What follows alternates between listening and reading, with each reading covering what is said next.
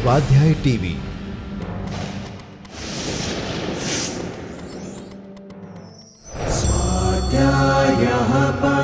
Doctor Baba Saheb Ambedkar open university.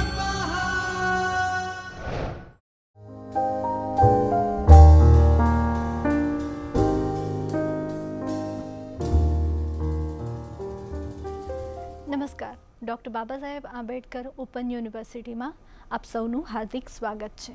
મિત્રો, આત્મકથાના આજે અભ્યાસક્રમની આપણે એક કૃતિઓ જોઈ રહ્યા છે. એમાં આજે હું વાત કરવાની છું વનાંચલ, જયંત પાઠક લિખિત શૈશવ સ્મૃતિ કથા વનાંચલની વાત આપણે જાણીશું. ગુજરાતી સાહિત્યના ગાંધીયુગ અને અનુગાંધી યુગના સંધિકાળે ઝળકેલા જયંત પાઠક સમર્થ કવિ છે.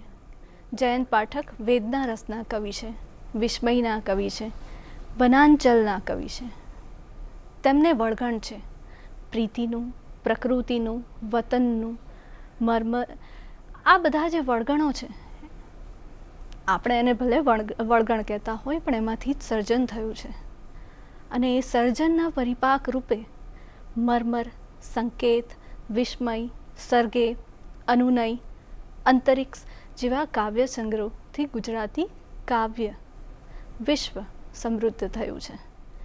એમની પાસે આપણને કાકા સાહેબ કાલેલકરની સ્મરણ યાત્રાની પડખે બેસી શકે એવી સ્મૃતિ કથા વનાંચલ પણ મળી છે. આ ઉપરાંત ચંદ્રકાંત શેઠની ધૂળમાંની પગલી, ચંદ્રકાંત પંડ્યાની કૃતિ બાનો ભીખુ જેવી કૃતિઓ સાથે પણ વનાંચલની સરખામણી આપણે કરી શકીએ. વનાંચલનો ધૂંધળો આકાર તો એમની કવિતા સર્જનના આરંભકાળથી જ રચાતો રહ્યો છે. પરંતુ 1967માં સ્મરણ કથા વનાંચલ પ્રકાશિત થયા બાદ કવિ તરીકે પ્રતિભાને આગવું ધ્રુવપદ સાંપડ્યું છે. આ જોતાં કવિ જયંત પાઠકના સર્જન વિકાસમાં વનાંચલનું સ્થાન અનોખું અને અનેરું મહત્વ દર્શાવે છે. આપણે ઘણી બધી આત્મકથાઓ જોઈ મિત્રો. એ આત્મકથાઓમાં આપણે ઘણીવાર જોયું કે માણસની જિંદગીનો ઘણો કાળ એની અંદર હોય, કે થોડો કાળ એની અંદર હોય. એણે વિતાવેલા જે વર્ષો છે એમાંથી થોડાક વર્ષોનો ઇતિહાસ હોય, એમાંથી થોડાક વર્ષોની એ મથામણ હોય, અથવા તો ઘણો મોટો સમયગાળો એની અંદર દર્શાવેલો હોય. હવે આત્મકથામાં આપણી સાથે જે બન્યું છે, જે ઘટનાઓ બની છે આત્મકથાકાર સાથે, એનો ઉલ્લેખ હોય છે. પણ આજે આત્મકથાની હું વાત કરી રહી છું, થોડી આ બધી આત્મકથાઓ તો વિશિષ્ટ છે.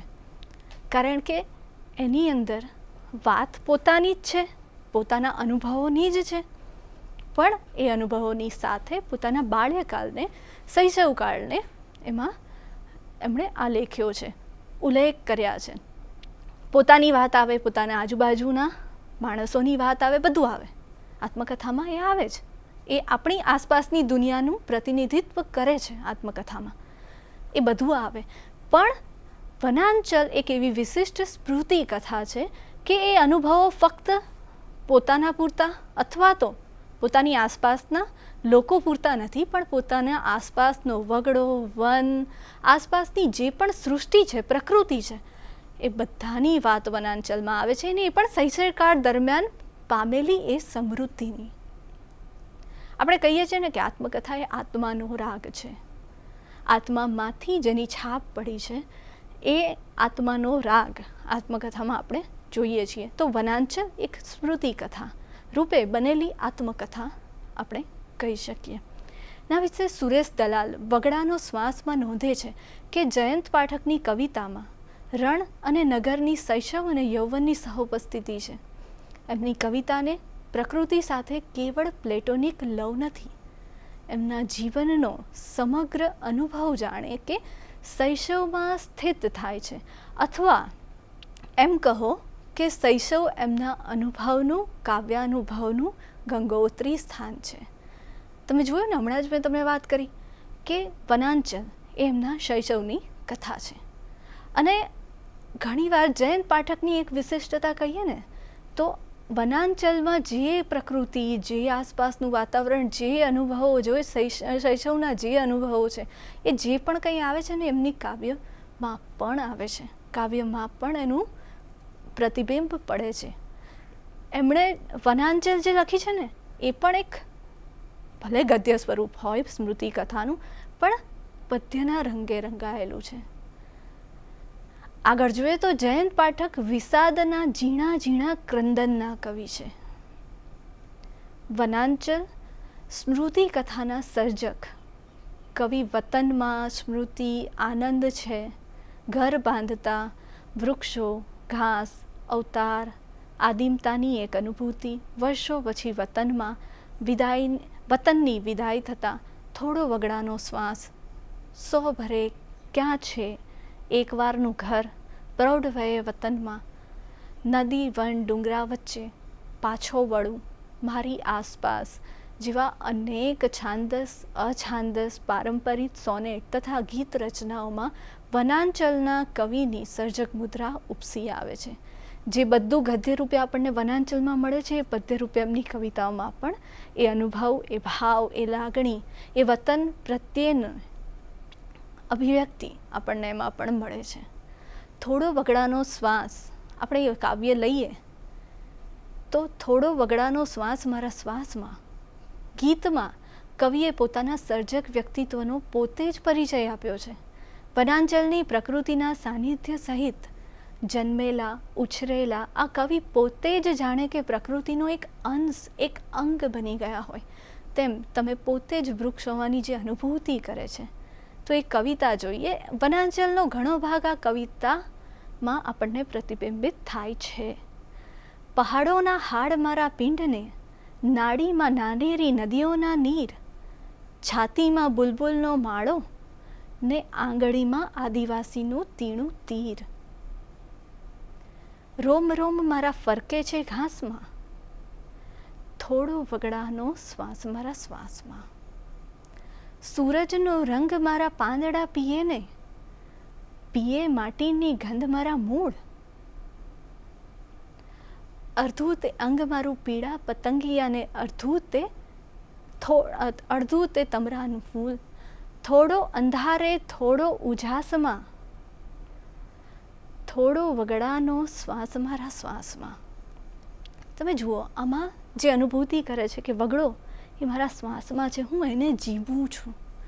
એ આખી જે જીવવાની પ્રક્રિયા છે, જે આખી અનુભૂતિ છે એ વનાંચલમાં બહુ જ સારી રીતે એક ગદ્યમાં પ્રગટ કરી છે. આપણે વનાંચલની વ્યાખ્યા કરવી હોય તો કહી શકીએ કે વનાંચલ એટલે ગદ્ય દેહે અવતરેલી કવિતા, કે પછી ગદ્ય દેહે અવતરેલું ઉર્મી કાવ્ય, કે પછી શૈશવની સ્મરણ કથા. વનાંચલથી નગર સંસ્કૃતિમાં આવીને વસ્યા છે, પરંતુ વનાંચલની સ્મૃતિ એમની કવિતાની મુખ્ય અપરિહાર્ય અનુભૂતિ બની રહે છે. વન તો માનવીનું મૂળ ઘર તો છે જ, એ જ માનવીનું એક ખરું વતન પણ છે. આદિમાનવ વનમાં જ વસતો હતો. કવિ ઘણા દિવસ પછી શહેરમાંથી પોતાના વતન જ્યાં શૈશવ ગાળ્યો છે ત્યાં જાય છે. એમનું ઘર અને એ વતનને ખોળે, એ વનને ખોળે, પ્રકૃતિને ખોળે પહોંચતા જ સંસ્કૃતિએ પહેરાવેલા વાઘા આવરણો તરત સરી પડે છે. એ સ્વાભાવિક પણ છે. માનવ સભ્યતા આખરે તો એક અંચળો જ છે ને. આદિમ વૃત્તિઓને સંયમિત, નિયંત્રિત કરવા માનવ સંસ્કૃતિ સભ્યતાનો વિકાસ થયો. સંસ્કૃત સભ્ય માનવી પ્રકૃતિથી દૂર ને દૂર થતો ગયો. સંસ્કૃતિ સભ્યતા માનવીને દંભ કરતા શીખવે છે.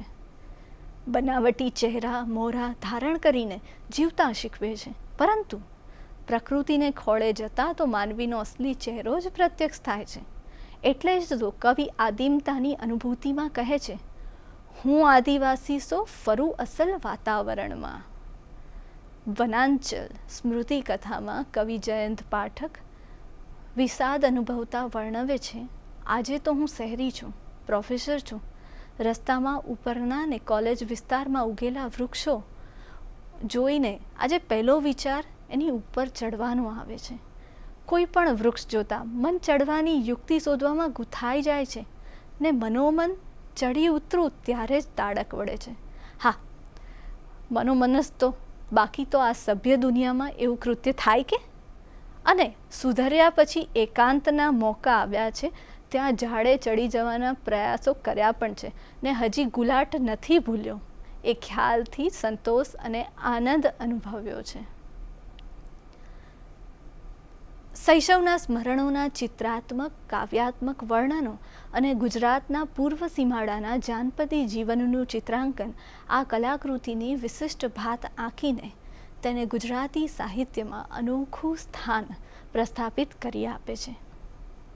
કૃતિની પ્રસ્તાવના રૂપે દર્શક જન્મભૂમને જલાંજલિ લેખમાં દર્શાવે છે તેમ સામાન્ય સ્મૃતિ કથા મારા પિતા કે મારા દાદા આમ આમ હતા, અમારું કુટુંબ આવું હતું એવી ઉક્તિઓથી શરૂ થતું હોય, પણ વનાંચલ શરૂ થાય છે પૂર્વ પંચમહાલના વનાંચલના એક વિસ્તારથી. વસ્તી મોટે ભાગે કોળી, ધારાળા, બારૈયા, આદિવાસીની. પ્રદેશની ખાસિયતો, ગામની નદી, ગામનું વર્ણન, થાણું, થાણાના અમલદારો, આવું વર્ણન ચાલે છે. પોતાના કુટુંબની વાત તો છેક 24મા પાને શરૂ થાય છે. પોતાની સ્મૃતિમાં પોતાના સમાજની આવી અભિન્નતા વણાઈ જાય તેવું ભાગ્ય જ જોવા મળે છે. આપણે આમ કહી શકીએ કે વનાંચલ સ્મૃતિ કથા કુલ 12 પ્રકરણમાં વહેંચી છે. સર્જકે 5-7 વર્ષના બાળવયના સંસ્મરણોમાંથી માંડીને 10-11 વર્ષના કિશોરાવસ્થાની સ્મૃતિઓ સુધી આલેખાયેલા છે. વનાંચલના 12 પ્રકરણોમાં સર્જકના શૈશવના સંસ્મરણો અને તેની સાથે સર્જકનું તાદાત્મ્ય સુપેરે પ્રગટ થયું છે. વનાંચલ સ્મૃતિ કથાનો ઉઘાડ જ અનોખો અને વિશિષ્ટ છે. સામાન્ય રીતે આત્મકથા, જીવન ચરિત્ર કે સંસ્મરણ કથાનો આરંભ લેખક પોતાના કુટુંબ પરિચયથી જ કરે અથવા તો સ્વજનો, આપ્તજનોના પરિચયથી થાય. પરંતુ અહીં આ સ્મૃતિ કથાની શરૂઆત તો પૂર્વ પંચમહાલ જિલ્લાના રાજગઢ મહાલનું ગોઠગામ, એની નિસર્ગ લીલા, અહીં વસતી આદિવાસીઓની વસ્તી, એમની રહેણીકરણી, પરંપરા, રીત રિવાજ, તેમના જીવનની વાસ્તવિકતા વગેરેનું આલેખન કર્યું છે. આ કથામાં ગુજરાતના પૂર્વ સીમાડાના જાનપદી જીવનનું ચિત્રાંકન એમણે કર્યું છે. અહીં આ પ્રદેશ સાથેનો તેમનો અપૂર્વ અનોખો ઘરોબો અને તાદાત્મ્ય કેન્દ્રમાં છે અને માતા પિતા, ભાઈ બહેનો, પડોશીઓ, શિક્ષકો વગેરે આ કેન્દ્રની આસપાસના પ્રવર્તતા સ્મૃતિ સંવેદ્યો છે. જયંત પાઠકના સર્જનમાં એમના પ્રકૃતિ રાગ અને અતીત રાગનું સાતત્ય જોવા મળે છે. એમના કવિ કર્મમાં આ સંસ્કારોના પ્રતિબિંબ ઝીલાયેલા આપણે નોંધી શકીએ છીએ. શૈશવની રમતો કે પ્રકૃતિના સાનિધ્યમાં ગાળેલી એ ક્ષણો કવિને વારંવાર અતીતના એ સંસ્મરણોમાં ખેંચી જાય છે. વનાંચલના 11મા પ્રકરણમાં કિશોર જયંત કાલોલની અંગ્રેજી શાળામાં તેને જવાનું થાય છે ત્યારે વનાંચલથી વિખૂટા પડવાની વ્યથા જે અહીં નિરૂપે છે એ જોઈએ તો એ સર્જક પ્રત્યક્ષ કરે છે તેમ રેતીનું એક ધારું રુદન. સમયનો રથ મારા ભૂતકાળને કચરતો આગળ ને આગળ વધી રહ્યો છે. બળદના પગથી પાણીમાં થોડો ખલબળાટ થાય છે ને ગાડું નદી પાર કરી જાય છે અને એક પછી એક વૃક્ષ ભેરુઓની વિદાય લેતા બચુભાઈનું કરુણ રસથી ભરપૂર ચિત્ર અહીં ખડું થાય છે. સ્વજન સમી અનુરી, કાચલો ને ખાખરો, શત્રુહરણી માતાનું થાનક, ધ્રુસકો કોતર, મોરડીયો ડુંગર વગેરે એક પછી એક દૂર દૂર થતા ગયા. બચુભાઈનું શરીર ગાડામાં છે અને ભવિષ્ય તરફ ગતિ કરી રહ્યું દોડે છે, પણ હૃદય એ તો અતીતને પકડવા પાછું દોડે છે. ગાડાની પાછળ બાંધેલા ઢોરની જેમ ઘસડાતું ના છૂટકે આગળ વધી રહ્યું છે. લેખક લખે છે, હું વનાંચલ છોડીને વસ્તીમાં જઈ રહ્યો છું.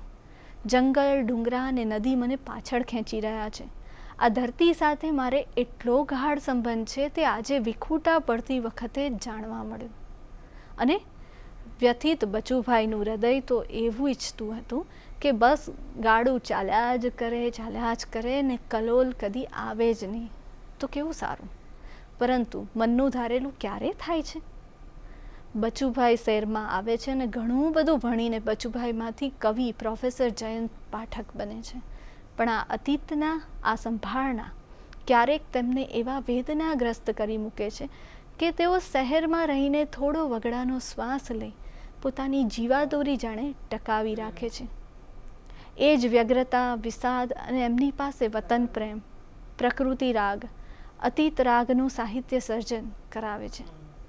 ગર્ભને છોડતા બાળકને જે વેદના થાય એવી વેદના વનાંચલને છોડતા કવિ હૃદયને થાય છે. એ સ્વાભાવિક તો સજીવારોપણ, ઉપમા, ઉત્પ્રેક્ષા જેવા અલંકારોથી ભાવકના ચિત્તપટ પર ચિત્રપટની જેમ પસાર થતું એવું જીવંત આલેખન બન્યું છે. આત્મકથાનું અંતિમ 12મું પ્રકરણ તો લેખકના કવિત્વનો ઉત્તમ પરિચય આપતું શિરોમોર પ્રકરણ છે. બાળપણ વીતી ગયું છે, વતન સાથેનો તંતુ તૂટી ગયો છે, કઠોર વાસ્તવની તાપણીમાં તપવાનું શરૂ થયું છે. છતાં વતનનું પેલું મુગ્ધ ચિત્ર કવિના અંતરમાં જેવું ને તેવું જડાઈ ગયું છે. જિંદગીના 3.5 દાયકા વટાવીને લેખક શૈશવમાં માણેલા વતનના સૌંદર્યને જોવા અને માણવા વતન પાછા ફરે છે. અને ત્યાં જ તો તેમને કંઈક જુદો જ અનુભવ થાય છે. એકવાર અહીં આગગાડીની વાત પણ કોઈ માનવા તૈયાર નહોતું, ત્યાં તો ધમધોકાર એસટીની બસો દોડે છે. એકવારનું ગીચ જંગલ, વાઘ અને વરુથી ભરેલું. ગાડામાં બેસીને કે ચાલતા હોઈએ ત્યારે તો વિસ્તારમાં પ્રવેશતા જ વાત એકદમ ધીમી થઈ જાય. એવું આ જંગલ આજે તો આછું અને ઓછું થઈ ગયું છે. ભયને વસવા માટે અનુકૂળ જગ્યા નથી. ઘણા ગાંઠિયા ઝાડવા ઊભા છે. ખેતરોને વસ્તીના આક્રમણથી વગડો છિન્ન ભિન્ન થઈ ગયો છે. જ્યાં કેડીઓ હતી ત્યાં રસ્તો થઈ ગયો છે. કેડીઓ તો બિચારી વગડામાં સંતાતી સંકોચાતી ફરે છે. રખેને ઘાસ કે છોડ ધસી આવે, રંજાડે એવો એને ભય. પણ આ રસ્તા એમની તો જાણે શાહી સવારી. સંકોચ તો એ શીખ્યા જ નથી. સંકોચાવાનું તે તો વગડાને, ઝાડપાનને બિચારા આઘા ખસીને જગા કરી આપે. આડા થાય તો એમનું જ આવી બને, જાનથી જાય ને આ વગડો માણસને આશ્રય આપતો પેલો વનાંચલને ક્યાં આ માણસને આશરે એની દયા ઉપર જીવતા ઝાડવા. હવે તો જાણે પ્રકૃતિને સંસ્કૃતિની મહેરબાની ઉપર જ જીવવાનું. બંગાળી લેખક વિભૂતિ ભૂષણના આરણ્યકનો જ ફકરો જાણે કે કવિ હૃદયોની અનુભૂતિ સરખી હોય ત્યાં વાણીમાં પણ સામ્યતા તો આવે જ. ઉજ્જડ થઈ ગયેલા વતનના ગામમાં હવે તો બંધને કારણે કરડ પણ પાતળી શેર જેવી બની ગઈ છે. કાળા ખડકો હાડપિંજર સમા પડ્યા છે. ભય પ્રેરતા ઝરખના છીકોટા, ફાલુડીનું રુદન, સાહુડીના પીછા કે વાઘના પગલાં, કશું જ વૃક્ષોની આડાશ સાથે ભયનો ગૂઢતાનો રોમાંચ પણ નષ્ટ થયો છે. અને આ બધું કવિના હૃદયને હલબલાવી મૂકે છે. ઉપયોગિતાના આદરમાન થતા સૌંદર્યની જે અવગણના થાય છે તે કવિને અકળાવી મૂકે છે. મન મૂંઝાય છે, ઉદાસ થઈ ગયું છે. કોઈ અજાણ્યા મુલકમાં આવી પડ્યો હોય એવું લાગે છે. ગોઠતું નથી. મારું માટીનું ખોરડું, મારી સલીલસભર નદી, મારો વગડો એ બધું ગયું. હા, હજી ડુંગરા એવા ને એવા ઊભા છે. એ મોરડીઓ, એ કાનપુરીઓ, એ દહેજગઢીઓ વહેતા કાલ પ્રવાહની વચ્ચે અડીખમ નિર્વિકાર સ્થિતિપ્રજ્ઞ જેમ એ ઉભેલા છે. ભૂતકાળ ભૂસાઈ રહ્યો છે. એ કંઈક સચવાયો છે આ ડુંગરાઓની વ્રજ મુઠ્ઠીમાં. તેથી કાંઈક મારા મનમાંની વ્યગ્રતા છૂટવા હું સાંજે ઘેરથી નીકળું છું. કોતર ઉપર થઈ અને ગામમાં પ્રવેશું છું. એ કોતરો જ્યાંથી રાની બિલાડાની અને ભૂતની બીકથી ધબકારા વધી જતા એ ઉઘાડા ચોતરા વચ્ચે હજી પેલા તાડકેશ્વર મહાદેવ બેઠા છે, તપે છે. સંહારના સ્વામી સંહાર લીલાને નિશ્ચલતાથી નિર્મમ ક્ષેત્રે નિહાળી રહ્યા છે. ચોતરો દિવસે દિવસે નાનો થતો જાય છે. લોકક્ષયકૃત કાળને રોકનાર અહીં કોઈ નથી. આંબલીઓ ને લીમડા ઊભા છે. એની ઉપર ચડનાર કે ઉતરનાર કોઈ નથી. ફળિયામાં પસાર થાઉં છું, મને જોનાર કોઈ નથી. અરે કૂતરું એ નથી કે જે મને અજાણ્યો ગણીને ભસે. રહ્યા સયા ઝાડવાને પૂછું છું, મને ઓળખો છો? જવાબમાં જાણે માથું ધૂણાવી, ના ના, આ ભૂમિ પૂરતું જાણે કે હું જીવતો જ નથી, માનવી જ નથી, પ્રેત છું, વાસના દેહે વિચરું છું. આ સીડી ધૂપમાં પડેલી મારી હજારો પગલીઓ વર્તમાનના વાયુને ભૂસી નાખે છે. અહીં પડી છે એકલી ઘૂંટામણ, એકલી વેદના, અને આ વેદનાને આલેખવાના શબ્દો ભલે ગદ્ય દેહ આવ્યા હોય, પણ એનું અંતર પોત તો પદ્યનું જ છે, ઉર્મિનું જ છે.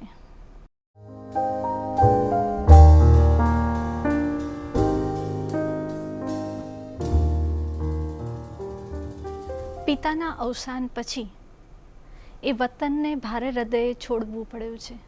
આપણે હમણાં જોયું કે જે વતનને ભારે હૃદયે છોડ્યું છે માં જ આગળ તે વતન 3.5 દાયકા બાદ ફરી વતનની મુલાકાત લેતા વતનનું એ ગામ ખોવાઈ ગયું છે.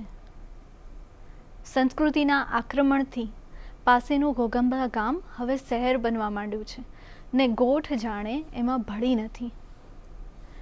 મન મૂંઝાય છે, ઉદાસ થઈ જાય છે, જાણે પોતે કોઈ અજાણ્યા મુલકમાં આવી ચઢ્યાનો અનુભવ થાય છે.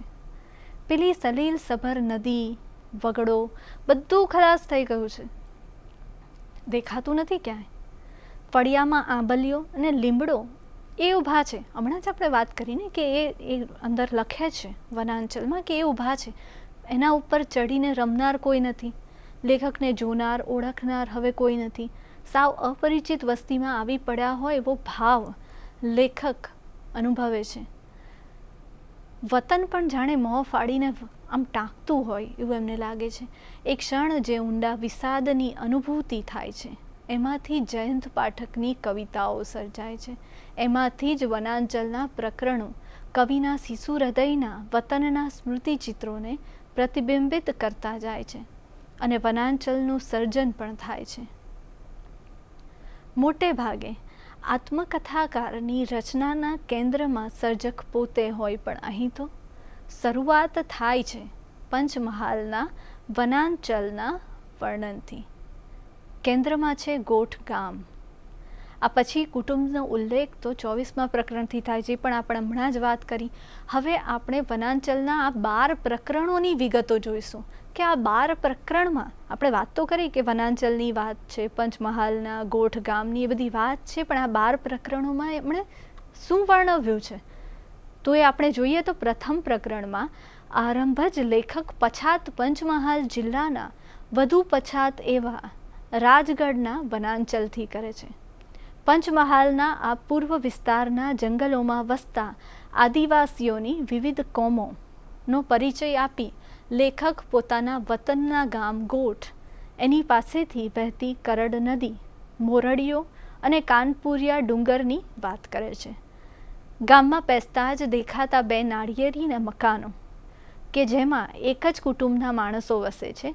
એક ઘરમાં માતા પિતા અને ધાવણા બાળકો અને બીજામાં દાદા અને વાતરસિયા બાળકો વસે છે, એનો ઉલ્લેખ કરે છે.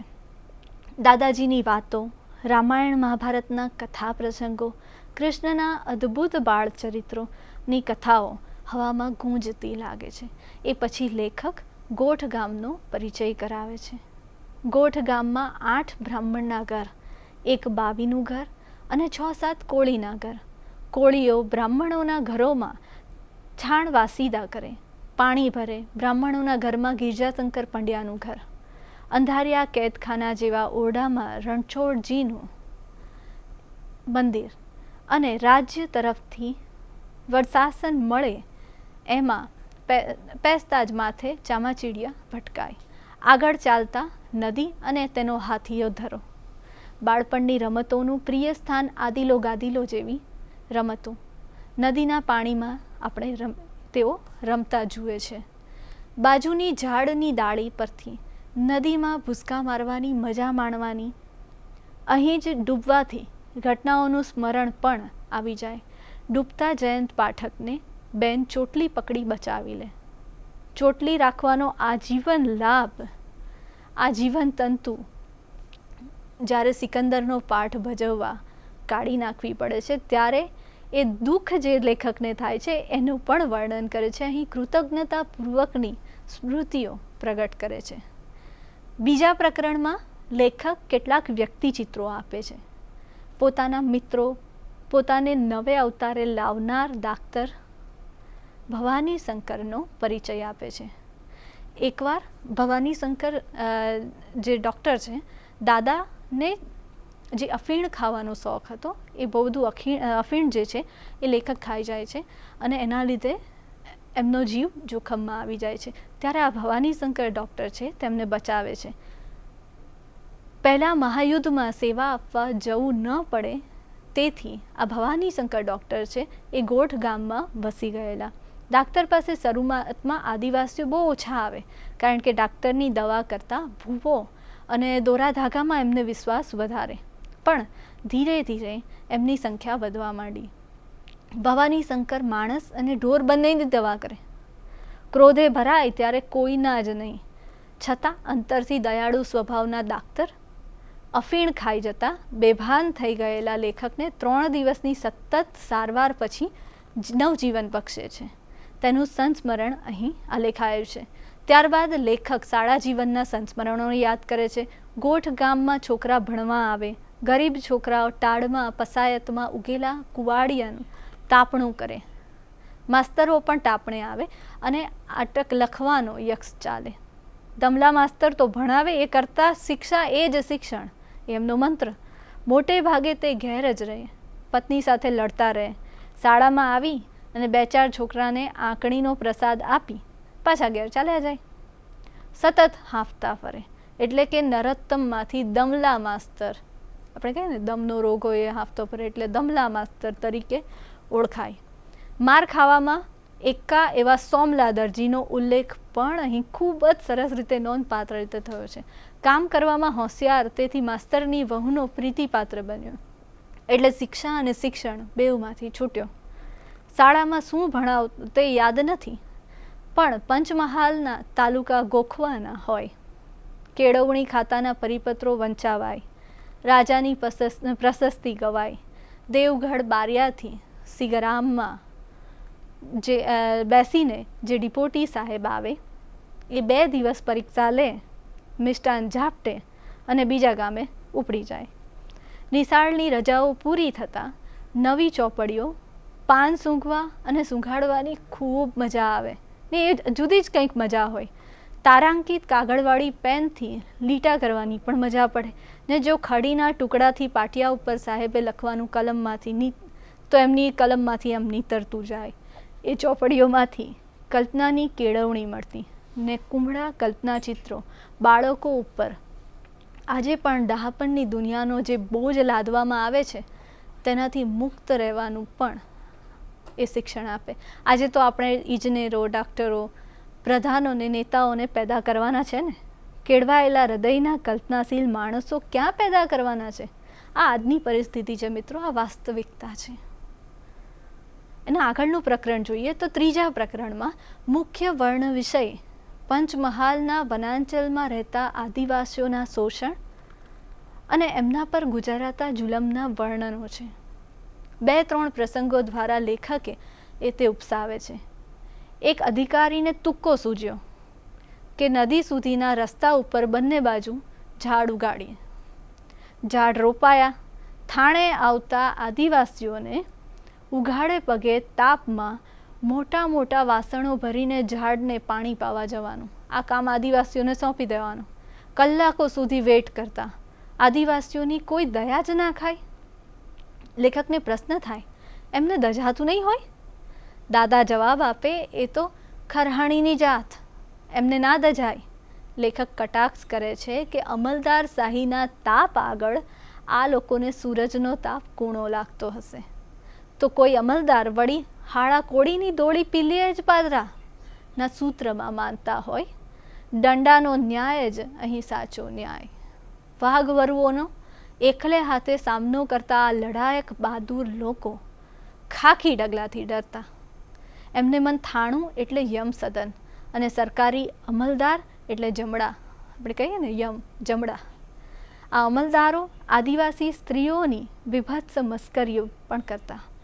આ પ્રકરણમાં સાચના 2 શહીદો નાન્યો અને રામલાનું હૃદયગમ ચિત્ર રજૂ થયું છે. ચોરીના ગુના માટે શંકા ઉપર પકડાયેલા નાનિયાને અને રામલાને ઢોર મારવામાં આવતો.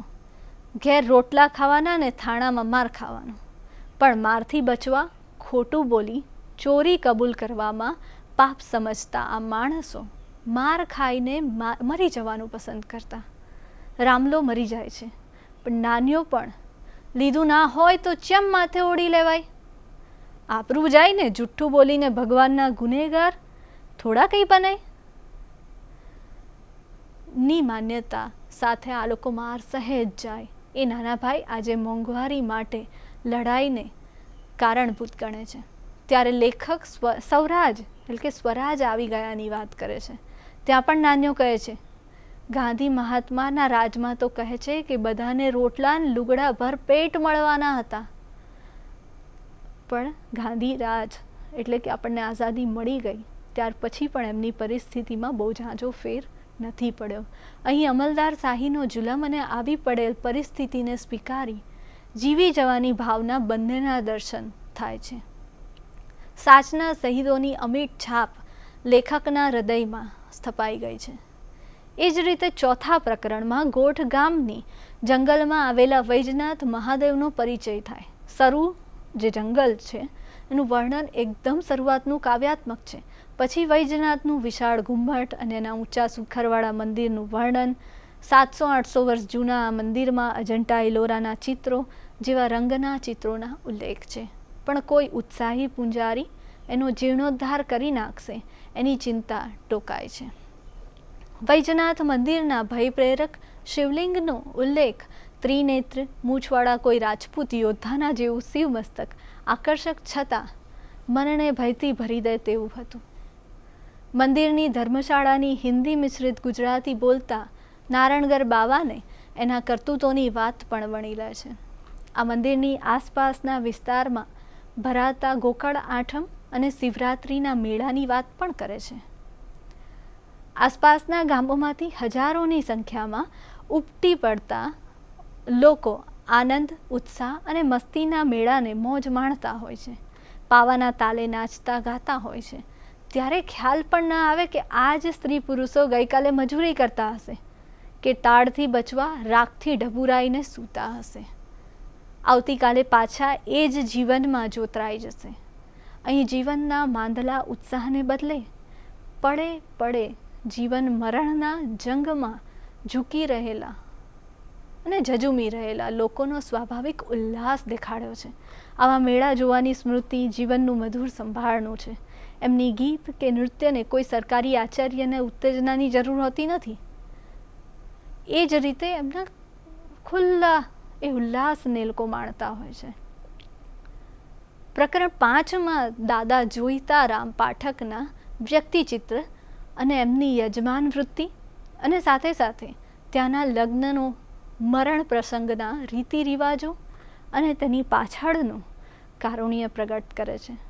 દાદા જોઈતારામનું સાહસિક અને હિંમતબાજ વ્યક્તિત્વ બરાબર ઉપસ્યું છે. તીખા સ્વભાવને કારણે કુટુંબમાં બોલચાલ થતાં પત્ની જીવકોરબા સાથે વતન છોડી ગોઠની બાજુના પલગામમાં વસ્યા ને આપ બળે જ યજમાન વૃત્તિ પણ મેળવી. ગોઠમાં બા હમણાં સાથે આવીને રહ્યા. આસપાસના ગામોમાં ગોર તરીકે સારી પ્રતિષ્ઠા જામી હતી. યજમાનો દાદાને ફાળિયું ઉતારી પગે લાગે. વર અને કન્યા બેઉ પક્ષ તરફથી સારી એવી દક્ષિણા પણ મળતી. લગ્નની જેમ ઉત્તર ક્રિયાના પ્રસંગોના રમૂજ મિશ્રિત કારુણ્યના પ્રસંગો પણ અહીં આ વનાંચલમાં નોંધાયા છે. જેમાં કુંભારનો 7-8 વર્ષનો છોકરો બાપનું સરાવવા બેસે છે, પણ રિવાજ મુજબ પોતળી ગોરને આપવાની ના પાડે છે. કારણ શું? તો કારણ એની પાસે પહેરવા કાંઈ છે જ નહીં. એણે જિંદગીમાં પહેલી વખત પોતળી મળી છે પહેરવા માટે. એટલે સમજાવવા છતાં પણ એ માનતો નથી એ પોતળી આપવા માટે, કાઢવા માટે. તો ધોલ મારીને પોતળી ખેંચી લેવામાં આવે છે. ત્યારે રડતા બાળક પ્રત્યે લેખકને સહાનુભૂતિ જન્મે છે, પણ વાસ્તવિકતા કઠોર છે. દયા બતાવવા જાય તો પોતે ભૂખે મરે, કારણ કે ગોર મહારાજ જો બધાને જ આ રીતે દયા બતાવે તો એ પોતે ભૂખે મરવાની સ્થિતિ આવી જાય ને. તો આ પરિસ્થિતિ, આ કારુણ્યનું વર્ણન અને સાથે રમૂજ એ પણ આ વનાંચલમાં આપણને જોવા મળે છે. પ્રકરણ 6માં લેખકે સ્વરાજ પ્રાપ્તિ પછી જેના ભરડામાંથી સમાજ છૂટ્યો નથી એ બ્રાહ્મણ શૂદ્રત્વના ભેદનું આલેખન કર્યું છે. શૂદ્રોને અડાય જ નહીં, એમની સાથે તો રમાય શેનું? બ્રાહ્મણ તત્વના આભડ છેટિયા ખ્યાલો લોકજીવનથી અળગા અને અજ્ઞાન રાખ્યાનો લેખકને રંજ થાય છે. પ્રકરણના ઉત્તરાર્ધમાં લેખકે વીતેલા બચપણની રમતોનો ઉલ્લેખ કર્યો છે. એમની પ્રિય રમત એટલે દુકાનની, વડીલો જયંત વેપારી થશે એવી આગાહી પણ કરતા. એક વેપારી તો બન્યા, એમ જોવા જઈએ તો લેખક વેપારી તો બન્યા, પણ શબ્દના. ઘરની બહારની રમતોમાં મુખ્ય એ ગિલ્લી દંડા, ભમરડા, ગેડી દડા, લખોટાની હતી. અને લખોટા ન હોય તો કચકાથી ચલાવી લે. ખિસ્સામાં ખકડતા લખોટા કંજૂસની કોથળીના સિક્કાઓ કરતાં પણ વધુ આનંદ લેખકને આપતા. બીજી પ્રિય રમત તે ઝાડ પર ચડવાની. આખો બપોર તો આંબલીના ઝાડ ઉપર જ રહેવાનું. નદીના પટમાં દદુગડાની સોટીઓમાંથી કાંસકા અને દાંતા બનાવી રાક્ષસ થવાની, એટલે દાંત બનાવીને રાક્ષસ થવાની પણ ખૂબ મજા આવતી. ભીની ભીની રેતમાં પણ ખોસી દેરા બનાવવાની રમત કે વરસાદ વેળા પાંદડા પરના મોતી જેવા ટીપાને ખેરવવાની ખૂબ મજા આવતી. દેડકાને પથરા મારી કૂદાવવાની કે વરસાદમાં કાન ઉઘાડ બંધ કરીને એ સંગીત સાંભળવાની જે અનેરી મજા હતી એ યાદ કરતા હવે તો નિસાસો નાખતા કહે છે, તે હીનો દિવસાગતા.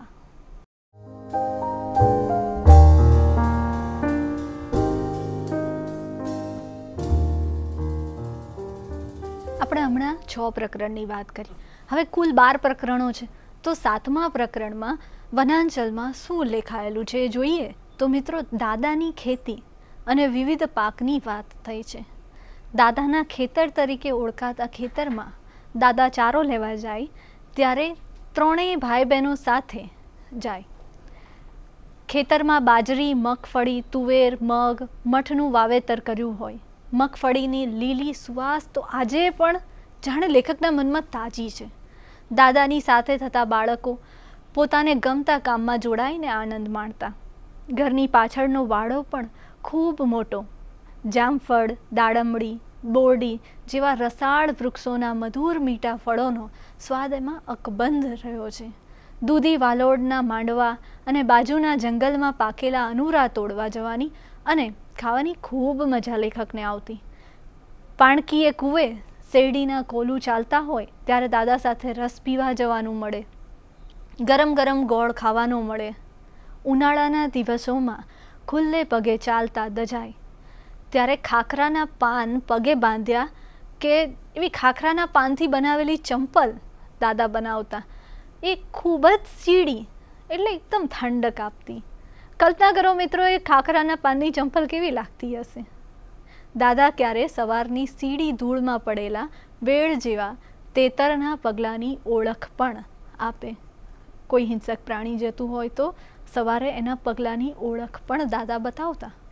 ઘરમાં ભક્તિનું વાતાવરણ પણ ખરું. દાદાએ શાળામાં જતા પહેલાં જ ગાયત્રી મંત્ર અને એની સંખ્યા શીખવાડ્યા. દાદા સવાર સાંજ ભાગવતમાં લીન હોય. ઘરમાં સાંજે નિયમિત પ્રાર્થના થતી. ઘીનો દીવો બળતો. રામરક્ષા, નર્મદાષ્ટક અને બીજા શ્લોકો ગવાતા. અઘરા શ્લોકો ઉચ્ચારવામાં ભૂલો પણ થતી. ત્યારે ભક્તિની સાથે રમૂજની લહેરી ફેલાઈ જતી. કાયેન વાચા મનસેન્દ્રિયવા, આ આપણું મંત્ર છે, આપણે બધા જાણીએ છીએ. એની જગ્યાએ લેખકની નાની બહેન હીરા કાયેન વાચા મનચિન સોમો બોલે ત્યારે ચાલુ પ્રાર્થનાએ મોટેરાઓ પણ હસી પડતા. 8મા પ્રકરણમાં જે આદિવાસી પ્રજા 12 માસ વેટ કરીને પેટીયું રચતી, તે વર્ષ દરમિયાન આવતા જુદા જુદા તહેવારો ઉજવીને જીવનને હર્ષોલ્લાસથી ભરી પુનઃ ચેતનવંતી બનતી તેનું નિરૂપણ અહીં છે. આ પ્રકરણમાં લેખક આ પ્રજાના 2 મુખ્ય પ્રસંગ હોળી અને લગ્નની વાત કરે છે. હોળીનો ઉત્સવ આખા ગામનો અનેરો ઉત્સવ. ગામને ઝાંપે આવેલા વડ પાસે ખૂબ મોટી હોળી પ્રગટાવાતી. હોળીના દિવસોમાં અને હોળી પછી 4-5 દિવસ લોકો દાંડિયા રમે, સ્ત્રીઓ શૃંગારી અને ઉલ્લાસના ગીતો ગાય. દારૂના નશામાં ઉન્મત્ત સ્ત્રી પુરુષો હોળી માંગે, ઠેર ઠેર રાવણા થાય. ક્યારે આનંદને ખાતર કોઈને ત્યાં ભજન પણ બેસાડાય. ભજનના ભાવમાં અને સંગીતના તાલમાં ભજનિકોના માથા અને શરીર ડોલતા હોય. આકરા જીવન સંઘર્ષ વચ્ચે લોકો ગાય નાચે છે ને આપણે સુધારેલા લોકો આ જગતમાં દુઃખો અને હતાશાની સંસ્કૃતિ અને કટોકટીનો ભાર માથે લઈ ફરીએ છીએ. અહીં લેખક એ આદિવાસી મોટે ભાગે થોડું ભણેલા, શિક્ષણ મેળવેલા, ક્યાં મોટે ભાગે અભણ એવી પ્રજા પાસેથી એ જીવનના ઉલ્લાસની શીખ આપે છે. લગ્નમાં પણ આ લોકોનો ઉમંગ જોવા જેવો હોય. નાયક સ્ત્રી પુરુષો આખી રાત નાચે, વર કે કન્યાને મામો ખભો બેસાડીને ઘૂમતો હોય. બાપુ આદિવાસીઓ અને ગોરાઓની રમૂજમાં સરખામણી કરે. બંનેના ઘરો અલગ અલગ, બંને કૂતરા પાડે, બંનેના સ્ત્રી પુરુષો દારૂ પીએ, તમાકુ પીએ ને નાચે. ગોરાઓ ચા પીએ ત્યારે આ લોકો એટલે કે આદિવાસી લોકો છા પીએ, ચા એટલે છાશ પીએ. મેળાના દિવસોમાં જોડિયા પાવા વગાડાતા, નચાતા, મેળો મહાલે. ત્યારે લેખકને પ્રશ્ન થાય કે આ લોકોમાં આવો આનંદ ક્યાંથી આવતો હશે? ઘેર રોટલાનો લોટ નથી, માથે સાહુકારના ડુંગર જેવા દેવા છે, પહેરવા પૂરા વસ્ત્ર નથી, છતાં આવો આનંદ સતત ત્રાસ અને વેઠ ભોગવતી પ્રજાના જીવનની નાડનો સારો પરિચય અહીં થાય છે. 9મા પ્રકરણમાં લેખક આદિવાસી પ્રજાએ વેઠવો પડતો ભૂખમરો વર્ણવે છે. વલોવાતા અંતરે લેખકે જુદા જુદા પ્રસંગો દ્વારા ભૂખની કારમી કહાણી રજૂ કરી છે. અહીંના ઘણા લોકોને ભગવાન ભૂખ્યા જ સુવાડે છે અને ભૂખ્યા જ ઉઠાડે છે. ઝાડ પાલો કે કંદમૂળ ખાઈને દિવસો પસાર કરતી આ પ્રજાની અનાજ ન હોય તો છાશથી પેટ ભરે છે. ચોખલી ભંગડી અને ગોગંબાના ધૂળામાસીનું ચિત્રાંકન તો વેદનાનો શીરો મોર પ્રગટ કરે છે. દીકરી મોટી છે પણ પહેરવા કપડાં નથી. ધૂળી માસીએ રોટલાને ખાતર સગા ધણીને ઘરની બહાર કાઢી મૂક્યો. શું કરે? જ્યારે ઘરમાં જે વ્યક્તિઓ રહે છે એને ખાવા માટે રોટલા ન હોય તો એક વ્યક્તિ એ બોજ બરાબર છે, અને એટલે પોતાના પતિ જે કશું કમાતા નથી, અપંગ છે, એ અપંગ પતિને ઘરની બહાર કાઢી મૂકવું. ને જીવ તો ના ચાલ્યો હોય પણ વાસ્તવિકતા અને મજબૂરીનું શું થાય? અપંગ પતિ ગેલાભાઈને મારવાને વાંકે ઠોબરું લઈને ભીખ માંગતો એ બિચારો ફરે છે. રોટલાના દુકાલે જ પત્નીને આવી નિર્મમ બનાવી છે. આવા ભૂખમરા વચ્ચે જીવતી પ્રજા હજી લૂંટફાટ કે ચોરીના રવાડે ચડી નથી. એક નોંધવા જેવી બાબત છે કે આટલું બધું જે દસ્તાવેજી ચિત્રણ થયું છે આદિવાસી જીવનનું, કે કેટલી બધી હાડમારી, સંઘર્ષો, મુશ્કેલીઓમાંથી, પણ એ લોકો ચોરીના રવાડે હજુ લૂંટફાટ કે ચોરીમાં માનતા નથી, ચોરીના રવાડે ચડ્યા નથી. આ પ્રજામાં ગુનો કરવાની હિંમત જ નથી. દરિદ્રતા તો જાણે કોઠે પડી ગઈ છે. આગળના 10મા પ્રકરણમાં આપણે જોઈએ તો ભૂત પ્રેતની અંધ માન્યતાઓ, વહેમો અને અજ્ઞાનનું નિરૂપણ થયું છે. આ પ્રજાએ હરતા ફરતા એમને ભૂત પ્રેત, ડાકણ અને હલકા તો દેખાય જ. માંદું હોય તો જંતર મંતર કરે, કોઈ માંદું પડે તો દાદા પાનમાં રામ નામનો મંત્ર લખી આપે, બળ્યા નીકળ્યા હોય તો દવાને બદલે માથે સળગતી સગડી ને મોંમાં ખાસડું લઈને બાધા કરવા જાય. માણસ કે દોર માંડું પડે તો ડુંગરા નવરાવે. હણગા સંબંધી જાતની વાતો ચાલે. જડીબુટ્ટીથી ગમે તે રૂપ ધારણ કરે અને વળી પાછા જડીબુટ્ટી સૂંઘીને માણસ બની જાય. દિવસ રાતે ગામમાં ને સીમમાં, બિલાડીમાં, બકરીમાં, હદરૂપી સ્ત્રી એટલે કે કદરૂપી સ્ત્રીઓમાં ડાકણ જ દેખાય. તારાઓના ઝાંખા પ્રકાશમાં ઝાડ પણ ઝંડ જેવા દેખાય. માણસ ધીમે ધીમે ક્ષણ થઈને એકદમ ક્ષીણ થઈને મરણ પામે તો ગલતી મૂઠનો ભોગ બન્યો છે એમ માની લેવામાં આવે. આવી પ્રજા રોગમાં યોગ્ય ઉપાયના અભાવે મૃત્યુના મુખમાં હોમાઈ જાય છે. લેખકના પિતાના સંદર્ભમાં બનેલ આવા વળગણ વળગાડના પ્રસંગને પણ લેખકે ખૂબ જ આશ્ચર્ય ભાવે અહીં આલેખ્યો છે. આગળ 11મા પ્રકરણમાં લેખકનો વતન ત્યાગ રજૂ થાય છે. આગળ પણ આપણે આ જોયું કે વનાંચલના 10 પ્રકરણો સુધી લેખક પોતાના વતન, પ્રજા, ઉત્સવો, પરિસ્થિતિઓ, સંઘર્ષો વગેરેની સર્વાનુભવિક રસિકામ વાતોની રજૂઆત કરે છે. પણ જ્યારે સ્મૃતિ કથાના છેલ્લા 2 પ્રકરણો ફરીથી વ્યક્તિલક્ષી, આત્મકેન્દ્રી અને સ્વાનુભવ રસિક બને છે, જ્યાં બાળપણ વીત્યું છે ને એ પ્રાથમિક શિક્ષણ પૂરું થયું છે, એ વતનને છોડવાને 2 કારણો ઉદ્ભવે છે. નાની ઉંમર, લેખકે પિતાની છત્રછાયા ગુમાવી છે. તે વખતે 18 વર્ષની ઉંમરના મોટા ભાઈ પર પિતાનું કારભારી પદ સાથે બા અને 2 નાના ભાઈ બહેનની જવાબદારી આવી પડી છે. ગામમાં આગળ અભ્યાસની સગવડ પણ ન હોય, અંગ્રેજી શાળામાં દાખલ થવા શહેરમાં જવું જ પડે, એ બીજું કારણ છે. પરિણામે લેખકને પોતાના નાના ભાઈ અને બહેન સાથે વતન છોડીને મોટી બહેન અને બનેવીને ત્યાં કાલોલ જવું પડે છે. એવી સ્થિતિ ઊભી થાય છે. જે ભૂમિમાં જીવનના આરંભનો યાદગાર કિંમતી સમયગાળો ગાળ્યો છે, એ વન, એ વગડો, એ વતનની ભૂમિને છોડીને જવાની વસમી વેદના લેખકના બાળ માનસ ઉપર ઉપસ્થિત દેખાય છે. નાની ઉંમરે વતન છોડી ગોઠથી કાલોલ જતા બાળ જયંત આસપાસના વાતાવરણને આંખોથી પી રહ્યા છે. ગાળા નીચે પીલાતી રેતીનું રુદન, પાણીનો છલબલાટ, સ્વજન જેવી અનુરીઓ, શત્રુહળની માથાનું થાનક, ધ્રુસકો કોતર, મોરડિયો તુંકર, બધું છોડતા લેખકને જાણે જીવતી ચામડી ઉતરાતી હોય એવી વેદના થાય છે. આ ધરતી સાથે આટલો ગાઢ સંબંધ હશે એનો તો ખ્યાલ વિખૂટા પડવાની આ વેળાએ જ આવ્યો. અત્યાર સુધી વતનનો એક કારમો જે ઘા છે, એ વિયોગ લેખકનું બાળ હૃદય એ વખતે અનુભવે છે. એની અકથ્ય વેદના લેખક પ્રત્યે અનુકંપા જગવી જાય છે. વિદાયની આ ક્ષણે બાળ જયંતને થાય છે કે પોતાના પ્રિય વનાંચલ સાથેના નાનપણની આજ સુધીના બંધાયેલા સંબંધો હવે હંમેશ માટે તૂટી રહ્યા છે. વિદાય પછી લેખક કાલોલમાં માધ્યમિક શાળામાં દાખલ થાય છે. બાળપણના મધુર દિવસો જલ્દીથી દૂર થતા જાય છે. નવા વાતાવરણમાં જીવતા લેખકને ઘર, ભાઈ, બહેન બધાનો સંગ સચવાય છે, પરંતુ વતનનો સંગ છૂટતો જાય છે અને રહી જાય છે માત્ર રંગ. મનમાં ને અંતરમાં જાણે વતન છૂટતા લેખકને જીવનનું એક અનેરું આનંદ પર્વ પૂરું થયું હોય એવો અનુભવ થાય છે. 12મું પ્રકરણ, જે આ વનાંચલનું છેલ્લું પ્રકરણ છે, એમાં કોઈ વ્યર્થ વિસ્તાર સાંધવાનો લેખકનો કોઈ હેતુ નથી. એમ તો વતનના વનાંચલથી શરૂ થતી આ સ્મૃતિ કથા વતન છૂટતા 11મા પ્રકરણે પૂરી જ થવી જોઈએ, પણ 12મું પ્રકરણ ઉમેરીને લેખક તેનું સમાપન કરે છે. વનાંચલ રચનાનો જન્મ લેખક અને આત્મકથાના નામાંકન સાથે આ છેલ્લા પ્રકરણને સીધો સંબંધ છે. વતન છોડ્યાના પૂરા 3.5 દાયકા એટલે કે 35 વર્ષ પછી ફરી લેખક વતનમાં જવાનો મોકો મળે છે લેખકને.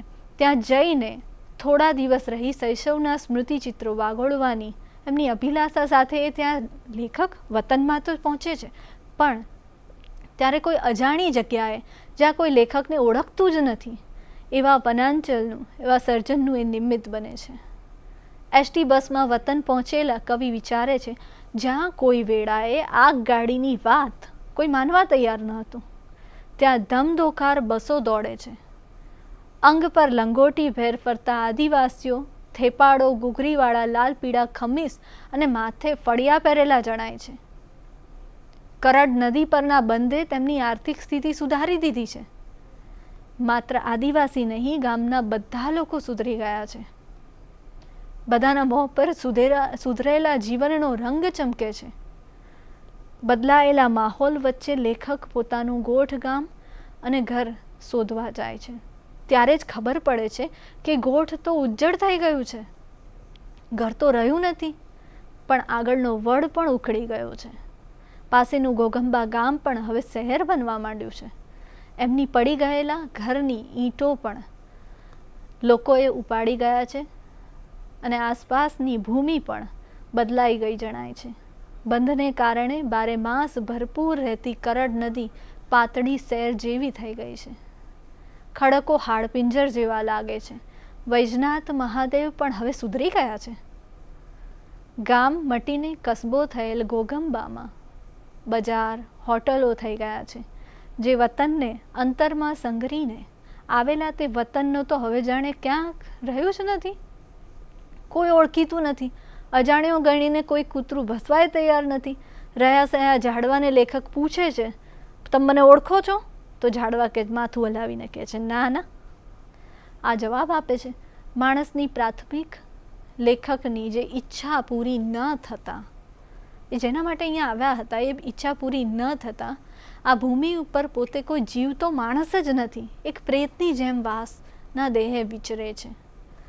અંતે લેખક કહે છે, એક આખું જગત મારા ચિત્તમાં બરાબર વસી ગયું છે. વર્તમાનના સંદર્ભમાં હું આ ભૂમિ પર નથી. થાય છે કે સવારે જ અહીંથી નીકળી જાઉં. વધારે રહેવાથી રખેને ચિત્તમાં અંકાયેલું પેલું ચિત્ર ચહેરાઈ જાય. સવારે મોટરમાં વિદાય થાઉં છું. ઊંચા નીચા રસ્તા ઉપર આંચકા ખાતી મોટર એક ધારો અવાજ કરતી ચાલતી થાય છે. વધતા જતા અંતર સાથે હું ચિત્તમાં ઉગેલા મારા વનાંચલમાં વધુને વધુ ઊંડે પ્રવેશતો જાઉં છું અને નાની નાની કેડીઓ જેવી કાવ્ય પંક્તિઓ મનમાં ઉઘડી રહી છે. અહીં હું જન્મ્યો તે વનની વચમાં તે વન નથી. નથી એ માટીનું ઘર, નિજ લહ્યા તે જન નથી. અજાણ્યા તાકી રહે વદનમાં મુજને સૌ સદનમાં. વળું પાછો મારે જ વનઘર હું મારા જ મનમાં. આ 3.5 દાયકા પછીની મુલાકાતનો આ હૃદય વિદારક પ્રસંગ સમગ્ર વનાંચલની સ્મૃતિઓને શબ્દ દેહે આપવાનું નિમિત્ત બને છે. આ વાસ્તવિક ભૂમિ પરથી નાશવંત થયેલું ભૌગોલિક વનાંચલ હજુ એમની મનોભૂમિ પર અકબંધ છે, જીવંત છે. આ સ્મૃતિ કથા રૂચિમાં હપ્તાવાર પ્રગટ થઈ હતી. કાળને સહે વહી જતા વર્તમાન સાથે ચિત્ત પરની એ દૃઢ થયેલી સ્મૃતિઓ નામ શેષ થાય તે પહેલાં લેખકે તેને સાહિત્યમાં કલમના માધ્યમથી આલેખીને અમર કરવા ઈચ્છી છે. આ શબ્દદેહે પામેલા આ વનાંચલ એ ફક્ત જયંત પાઠકની જ અનોખી કૃતિ નથી, પરંતુ ગુજરાતી સાહિત્યની પણ ઉત્તમ શૈશવ સ્મૃતિ કથા બને છે.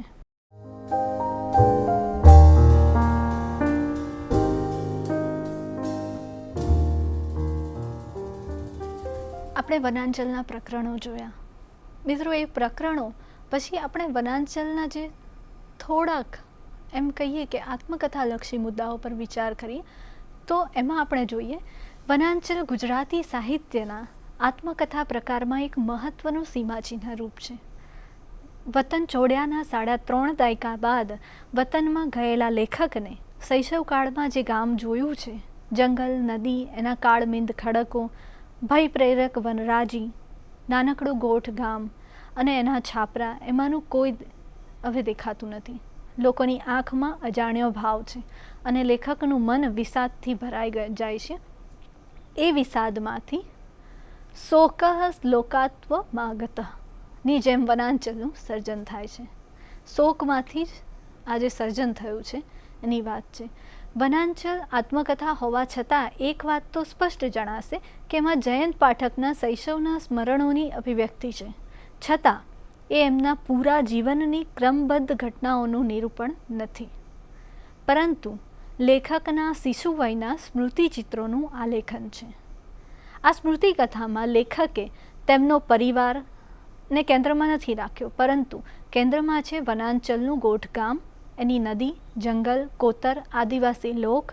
બાળકના એ સંવેદનશીલ અને ગ્રહણશીલ મનથી એમણે જે જોયું છે, અનુભવ્યું છે, પ્રકૃતિના આવરણવાળું એ જીવન એ એમણે અકૃત્રિમ અને અનાયાસે જ એ શૈલીમાં પ્રગટ કર્યું છે. બાળકને અહંભાવ નથી હોતો, તેમજ આ શૈલીમાં પણ અહંભાવ નથી, અને તેમણે પોતાની આજુબાજુની જીવનની જે સજીવ નિર્જીવ સૃષ્ટિ સાથેનું સહજ તાદમ્ય આલેખ્યું છે. આ સઘળું રસાદ્ર શૈલીમાં અહીં નિરૂપાયું છે.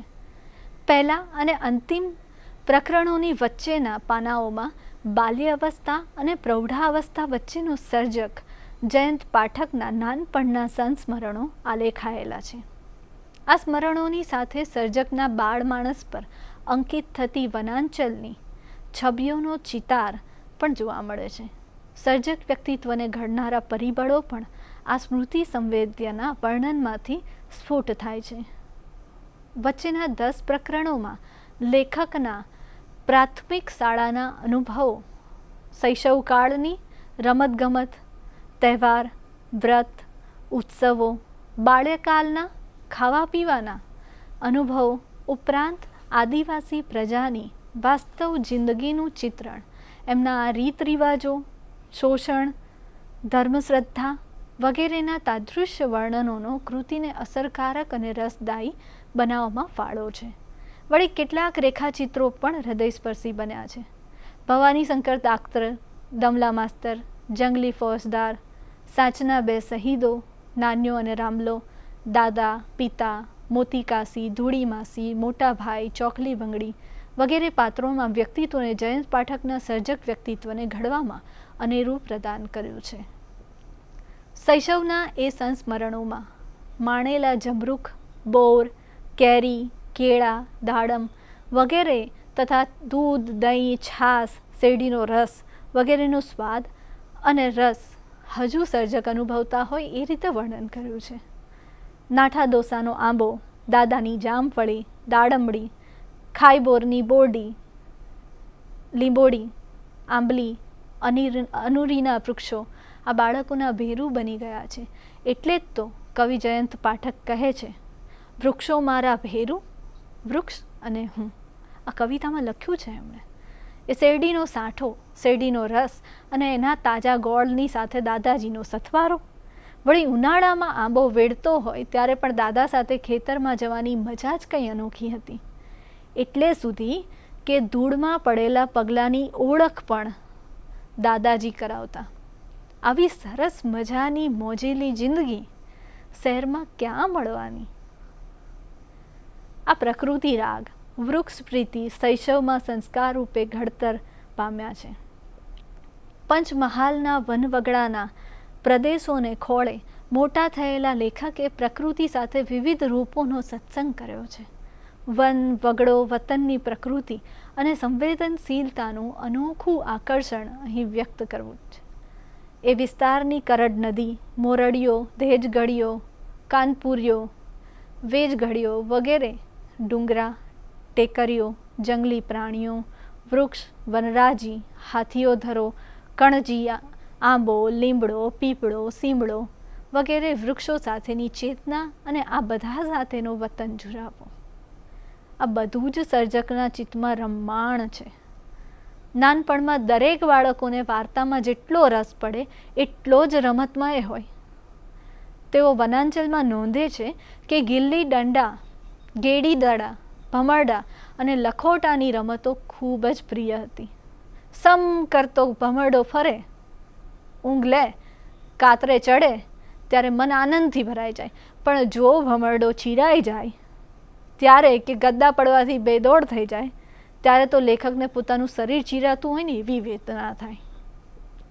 ભીની ભીની રેતીમાં પગ ખોસીને બનાવાતા દેરાની રમત, કરડ નદીના ધરામાં કિનારે ઊભેલા ઝાડની ડાળીઓ પરથી નદીમાં ભૂસકા મારવાના, આદિલો ગાદીલો રમવાની મજા, તો ઢીંગલા ઢીંગલીની રમતો, એના લગ્ન પણ એવી જ પ્રિય રમત.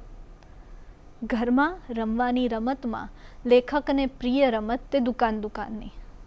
દાદાનો ઓટલે દુકાન મંડાય, રેતીની ખાંડ, માટીના ઢેફાનો ગોળ, મગફળીના દાણા દુકાનની એ સામગ્રી.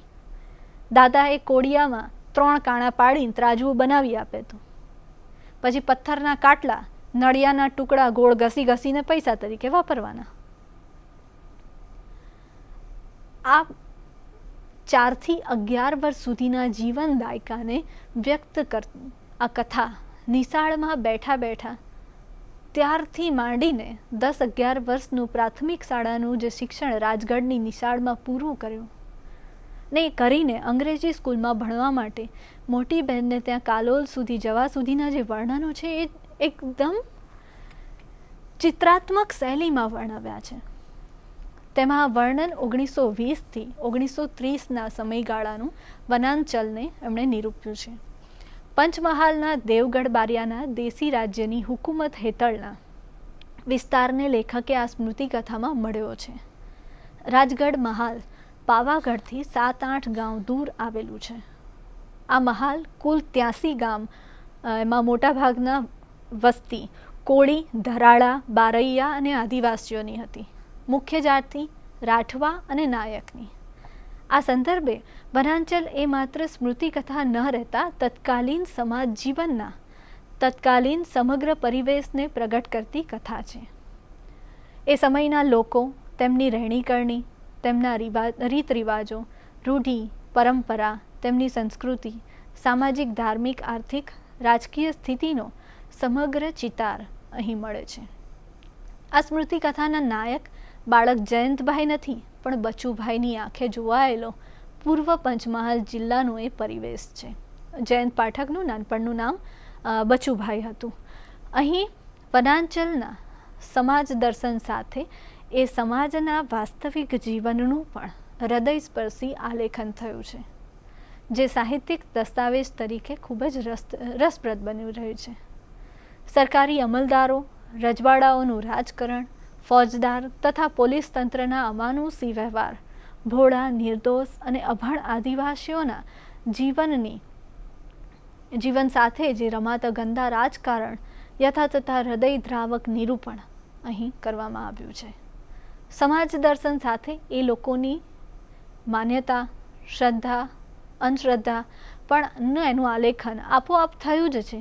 ક્યાંક પણ ભાર લીધા વિના એ સહજ ચિત્રણ કલાકૃતિને જરા પણ નુકસાન કરતું નથી. જેમ કે ભવાની શંકર દાક્તરના વ્યક્તિચિત્રની વાત કરીએ તો સ્વાભાવિક ભોળા નિર્દોષ આદિવાસીઓના દવા સાથે કાગળના પડીકા ખાવાની નિર્દોષ અજ્ઞાનતા રમૂજ ઊભી કરે છે. આમાં કહું તો દાક્તરે દવા આપી તો આપણે પણ જ્યારે જઈએ તો આપણને ડૉક્ટર દવા પડીકામાં બાંધીને જ આપે. હવે આ નિર્દોષ અબૂધ આદિવાસી ડાક્ટરે કીધું કે આ દવા લેવાની, તો દવા તો ખાઈ ગયા, વાત સાચી, પણ એની સાથે કાગળ પણ ચાવી ગયા.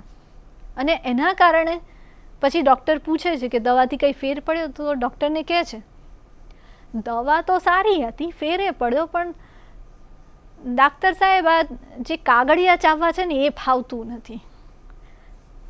અને પછી જે ભવાની શંકર ડાક્ટર ગુસ્સે થાય છે ત્યારે એ અબૂધ આદિવાસીઓને એમનું અજ્ઞાન ખબર પડે છે કે આ કાગળ દવા ભરવા માટે છે, નહીં કે ખાવા માટે. એટલે આ રીતે સ્મૃતિકથાના એક જ ભાગરૂપે આ સમાજના માનસનું ચિતાર આપણને સપડે છે. આ સમાજ જીવનના અંગરૂપ વિવિધ માન્યતા, રિવાજોનું યથોચિત સુરેખ આલેખન થયું છે, જેમાં લેખકનું કલા કૌશલ્ય પ્રગટ થાય છે. આ આદિવાસી કોમમાં ભૂત પ્રેત, ડાકણ, જંતર મંતર વગેરે અંધશ્રદ્ધાના પ્રસંગોના વર્ણનથી સામાજિક ચિત્રણ કર્યું છે. અહીં લોકમાં દેવદેવીઓ પ્રત્યે પણ શ્રદ્ધા કરતાં ભયની લાગણી વધુ છે. જેમ કે બળિયાદેવ તેમના મોટા દેવ, એની ધાક પણ એકદમ ભારે અને મન તો એનું જબરજસ્ત.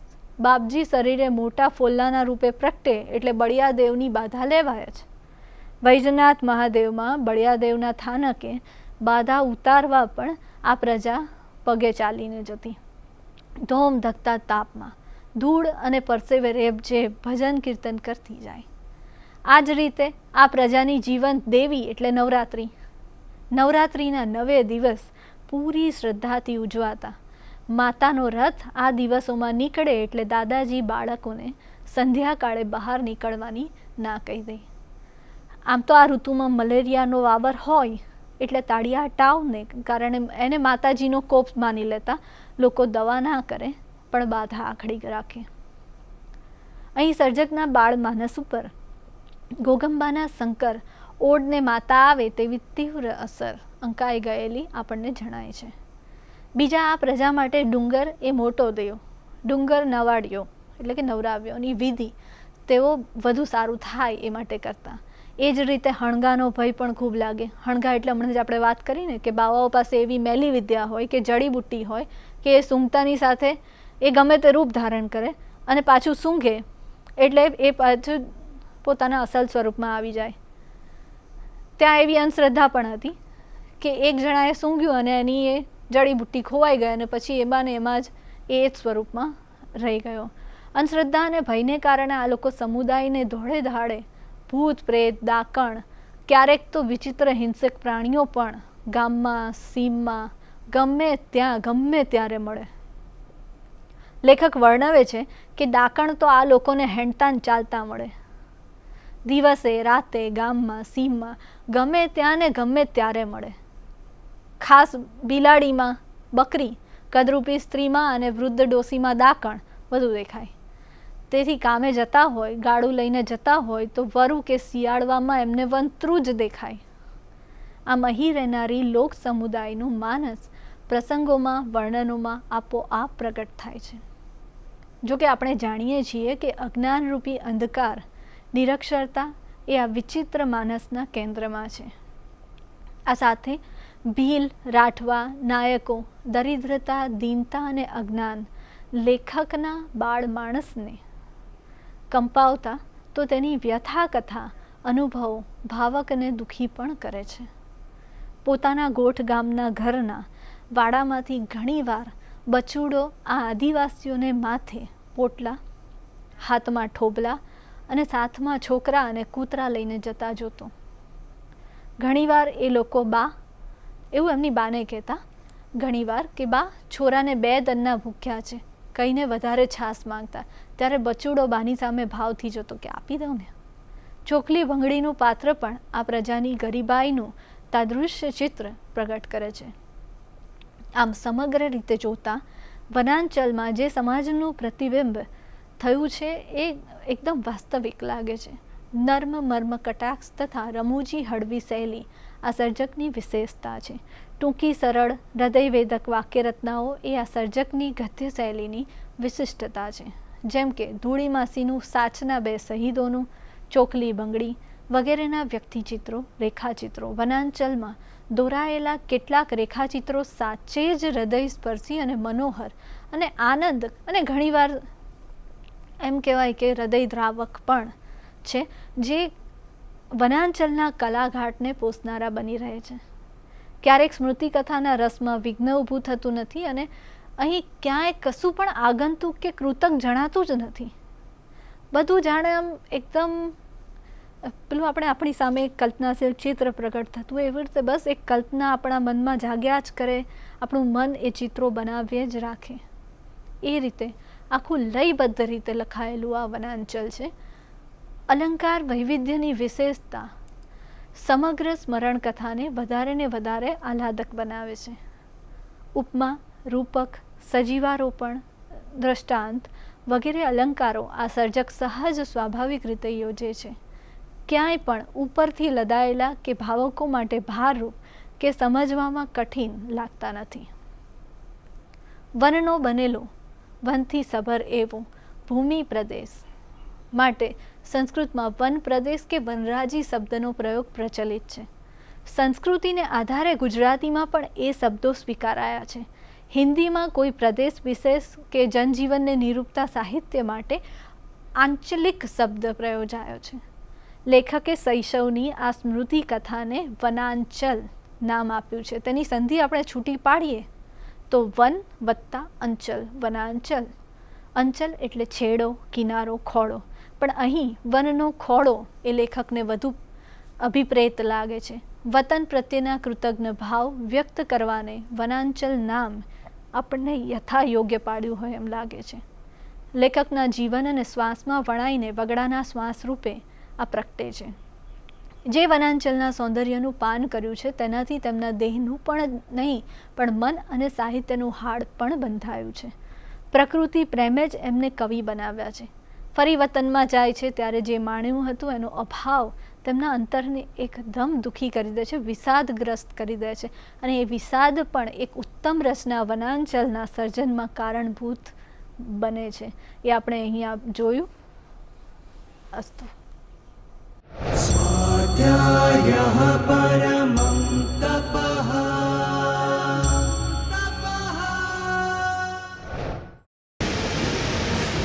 સ્વાધ્યાય ટીવી